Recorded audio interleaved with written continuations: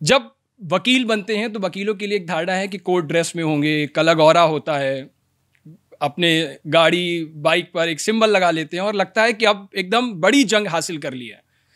लेकिन रियलिटी भी वकीलों की कुछ अलग है, और मैं हमेशा जब इस पे बात करता हूं तो इंडिया में क्या रियलिटी है, आप उसकी कैसे देखते हो?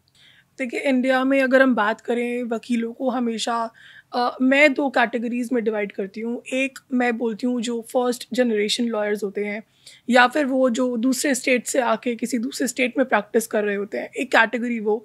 और एक कैटेगरी वो जिनके पास ऑलरेडी जो फर्स्ट जनरेशन नहीं होते, जिनके फादर फोर फादर्स ऑलरेडी वकालत में होते हैं। जितने भी हम सीनियर्स आज के डेट में देखते हैं, मैक्सिमम 99% जो सीनियर्स हैं वो फर्स्ट जनरेशन नहीं है। उनके पास ऑलरेडी बैकग्राउंड था, ऑलरेडी रिसोर्सेज थे, ऑलरेडी नॉलेज थी। बट दूसरी जो कैटेगरी है उनके लिए स्ट्रगल बहुत ज़्यादा है। जो फर्स्ट जनरेशन लॉयर्स हैं, या फिर वो लॉयर्स जो दूसरे स्टेट से आके दिल्ली में प्रैक्टिस कर रहे हैं, या दूसरे स्टेट से आके किसी और स्टेट में प्रैक्टिस कर रहे हैं, उनके लिए स्ट्रगल बहुत ज़्यादा है, क्योंकि उन्हें हमेशा स्क्रैच से स्टार्ट करना पड़ता है। तो इस तरह से मैं देखती हूँ। बट इन एनी वे मुझे लगता है एक ऐसा प्रोफेशन है जो हमेशा आपको कुछ ना कुछ सिखाता रहेगा। आप हर दिन एक नई चीज़ सीखोगे।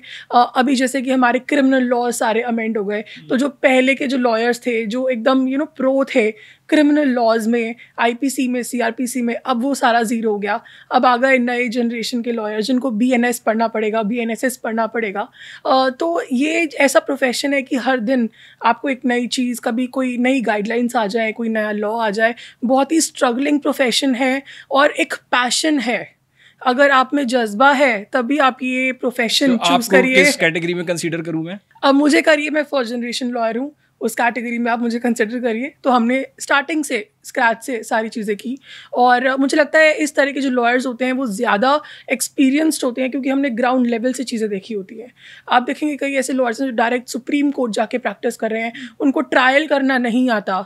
कुछ ऐसे लॉयर्स हैं जिनको क्रॉस एग्जामिनेशन आज तक करना नहीं आता, जो कि केस का सबसे अहम पार्ट होता है, क्रॉस एग्जामिनेशन, कि आप किस तरह से सामने विटनेस को क्रॉस करते हैं, उसके मुंह से आप सच्चाई निकलवाते हैं। तो ये सबसे बड़ा आर्ट होता है क्रॉस एग्जामिनेशन का। और मुझे लगता है जो ऑलरेडी जो वकील हैं जो सुप्रीम कोर्ट में डायरेक्ट प्रैक्टिस कर रहे हैं या डायरेक्ट हाई कोर्ट में प्रैक्टिस कर रहे हैं, वो सिर्फ आर्ग्यूमेंट्स के लिए वेल एंड गुड, बट उनको अभी तक ट्रायल नहीं आता।